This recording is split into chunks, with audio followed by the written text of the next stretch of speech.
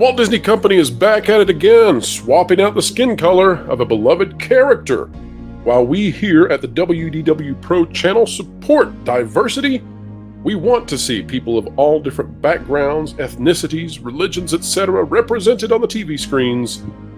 It's a little bit odd and perhaps not helpful to retcon characters, especially when it's being driven by the type of people that we're going to talk about today. Guess what? Reimagine Tomorrow? It's back.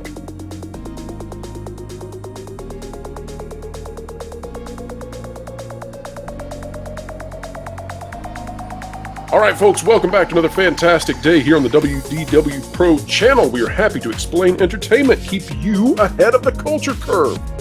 It is what we make a habit of doing, and, well, we have a good time doing it. And helping us have another good time talking about all of this is Michelle of Force of Light. Welcome back. Yes, good to be back. Always enjoy it. Absolutely. Now, folks, we're going to be talking about a very spicy topic, but we're going to be covering it in the most fair way we possibly can. So hang tight with us. If you like content like that, consider clicking the like button, share, subscribe, and of course, you can stick it to the algorithms when you click it. We're talking about the notification bell.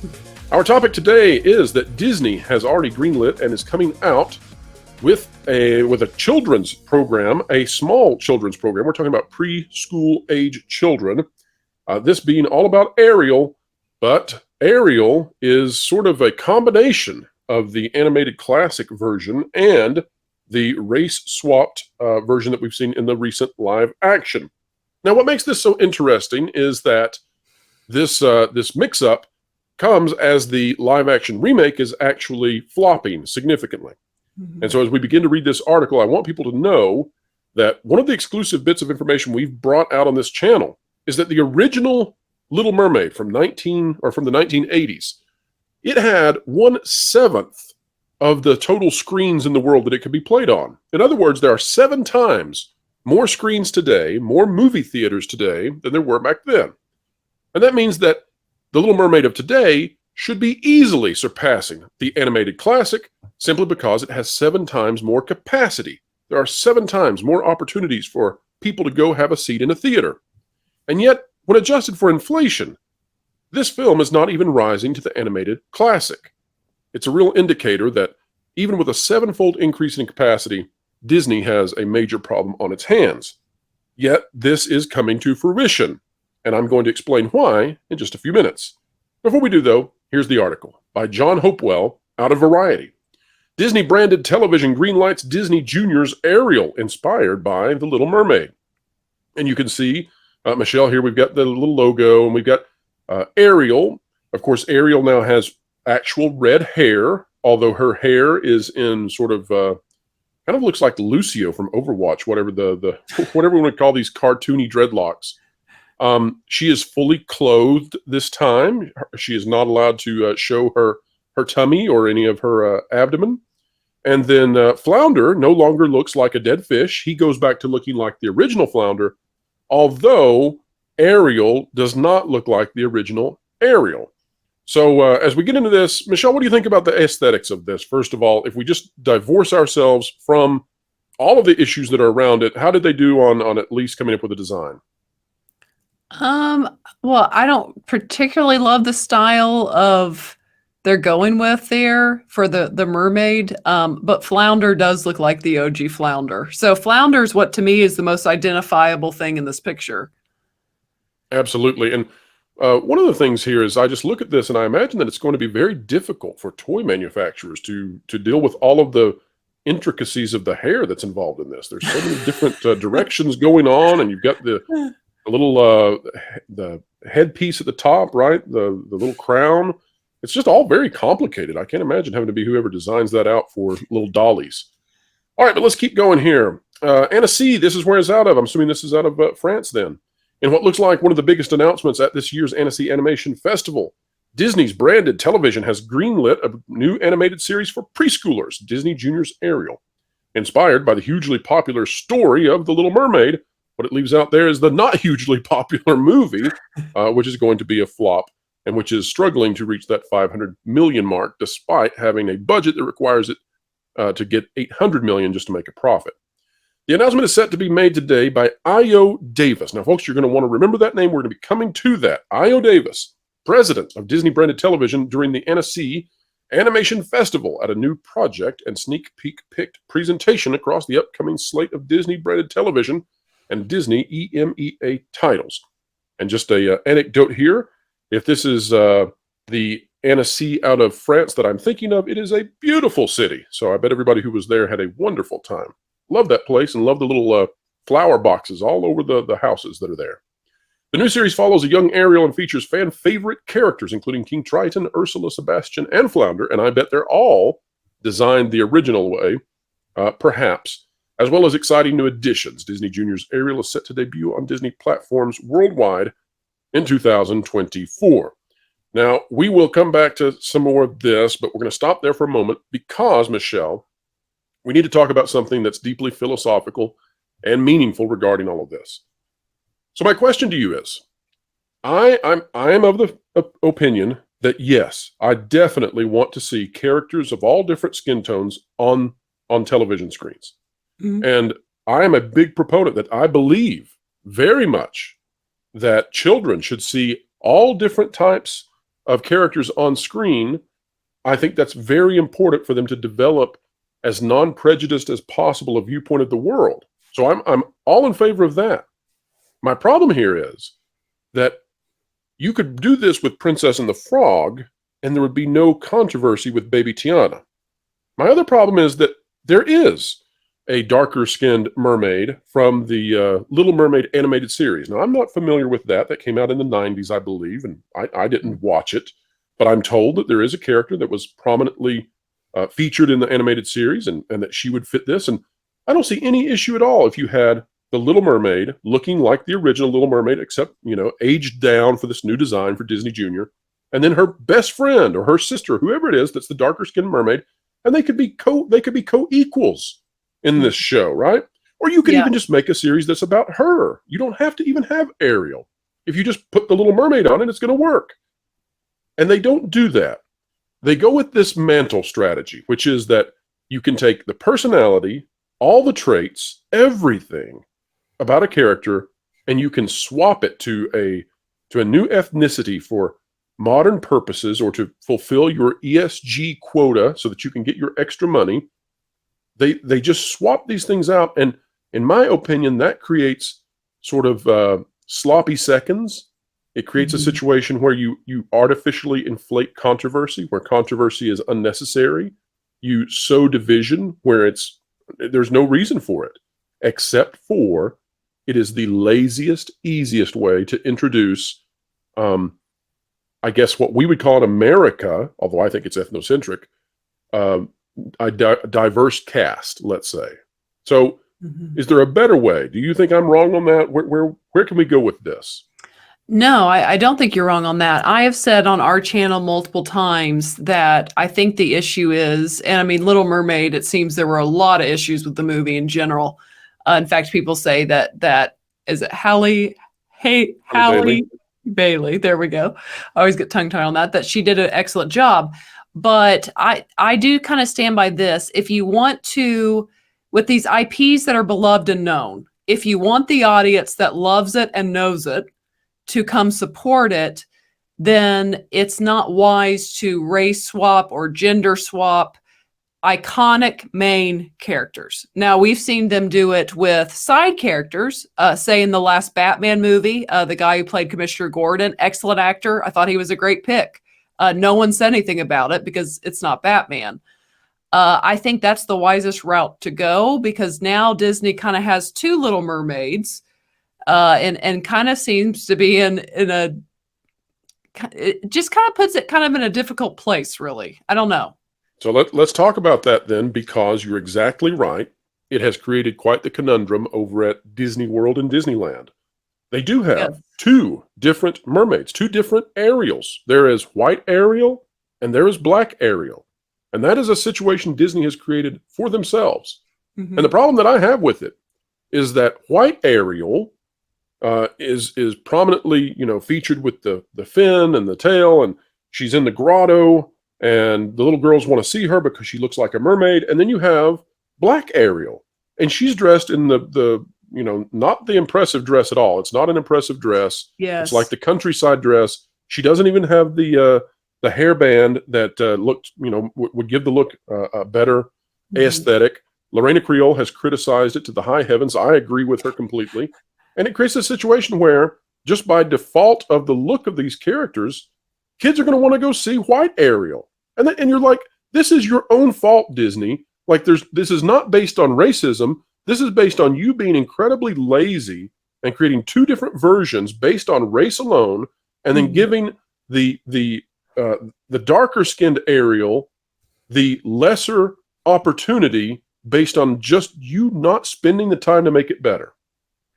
Yes, well, I mean, even look at that, little kids. I mean, really young kids. I mean, there's no racism involved at all. They're going to see the Caucasian redhead as in a mermaid outfit, and they're going to say it's Ariel, like because that's who they were raised watching, the cartoon that's been beloved since 1989. That's just what kids and we all identify with Ariel.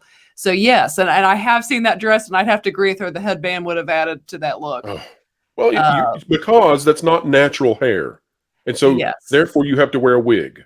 And if you don't have the hairband, you can't hide how bad the wig looks. I mean, that's the whole purpose for the headband in the movie. So anyway, Yes. but Well, and I will say, go well, ahead. and I was just going to say too, back to what you're saying before, uh, Disney has shown some creativity in the last 10 years. I mean, in 2013, they came out with Frozen, which was a worldwide hit, obviously, and even Frozen 2 made into $1 billion.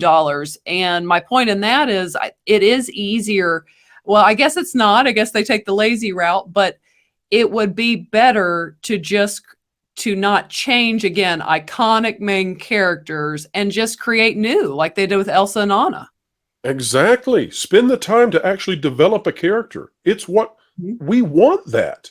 We Yeah. want all kinds of backgrounds, every background in the world that you can imagine, because we want the world to be a happy and hospitable place to everyone. But Mhm. spend the time to develop this. Don't give them sloppy seconds. Don't do hand me down heroes. This is just ridiculous. But the Yes, people it who are is. behind this, I can tell you right now, well, one, Michelle, we know that this was already greenlit before they found out how badly the movie was going to do. Now, Yeah. how do we know that? But we do know it. How do we know it? The way Well, is because the writer's strike. mm, We know because this thing's coming out in 2024. Okay, now that requires lots of studio work because this is going to be fully CGI. mhm. So that means that all the scripts have to be done because the CGI is going to take a year or so to get finished. So that means that this was already being done. They had this finished in terms of writing prior to the writer's strike, or else it would not be able to come out in 2024. And therefore, we know that they had to have had this done before they ever knew the box office results. And now they're stuck promoting a property that is very widely disliked and controversial. Yeah, and they're kind of stuck because okay, because the script could have been done and they still could have changed the look of her to match the cartoon character if they wanted. But then that kind of creates a stir from the people that they listen to. So they Absolutely. really just kind of created a mess, to They be did. honest. It's a complete mess that they made of their own doing. And from now on, whichever type of mermaid they go with, white Ariel Mhm. or black Ariel, will be controversial. And Yes. that is of their own doing. Now let's talk about some of the people who are behind this. You remember that I mentioned the name Io Davis. I Yeah. want to show you who she is. And this is coming from a Disney press release. If we go back to March 7th, 2022. Now, I'm looking at a lady who is Latoya Raveneau. She is not Io Davis, but she is connected, and we'll explain how. But you may be familiar with this lady because she is the one who is behind Rise Up, Sing Out, and The Proud Family, Louder and Prouder on Disney Plus. Now, let's do a primer real quick on what that is. This is out of Bounding into Comics, and we will return to the prior article in just a moment. By Jacob Smith, February 6, 2023. It's been a few months, but we don't forget here on this channel. Disney's Proud Family, Louder and Prouder advances racial division to children after previously pushing not-so-secret agendas. And if we go down here, we can see that you had the biracial couple, the dads, and they have the particularly blue and pink balloons. We don't need to describe exactly why. And it says, if you are not familiar with the name Latoya Raveneau, you should be. She's the woman who last year in a Disney staff meeting that was Reimagine Tomorrow admitted to an agenda to groom and propagandize children. She's a lovely person. We can even see from Christopher Rufo this tweet where you can see Miss Raveneau involved in that. And we can see some more images from Louder and Prouder. We can also see an image here where the Proud Family characters are facing off with the evil appearing police and all kinds of just interesting imagery. Now, why do we care about Latoya Raveneau? Well, let's scroll down just a little bit here. And if we go down to where we find Io Davis, and we're going to pause because I need to find that. Okay, I found it. So give me 5 seconds of delay and we'll do it. So if we go to find Io Davis, it doesn't take us long in the hiring press release to find out exactly what happened here. You see, Latoya Raveneau, as soon as she was brought forth into the public eye for being behind the Proud Family, Louder and Prouder, Rise Up, Sing Out, and the not-so-secret agenda with Reimagine Tomorrow, after that, not before, after that, Disney gave her a permanent job and gave her a promotion. And who was behind it? Well, let's read. Writer, producer, director Latoya Raveneau has entered into an overall deal at Disney to develop and produce animated projects with preeminent animation studios Disney Television Animation and 20th Television Animation, and includes terms for live-action content development. The announcement was made by Io Davis, president, Disney-branded television. And Miss Io Davis said, "We're all delighted that Latoya chose Disney to be her creative home, and we're looking forward to the fresh and inspirational stories she will create in the kids and family space." It goes on to list some of those projects that were under development. Io Davis, you see, is a lady who is highly connected with Reimagine Tomorrow, with the not-so-secret agenda.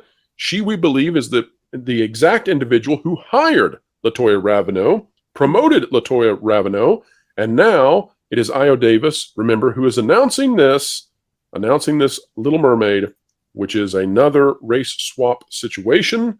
I don't know what will happen in the show. I don't know if it will be in any way controversial beyond just what we've detailed so far, but I want people to know this is a show, once again, connected with the Reimagine Tomorrow folks.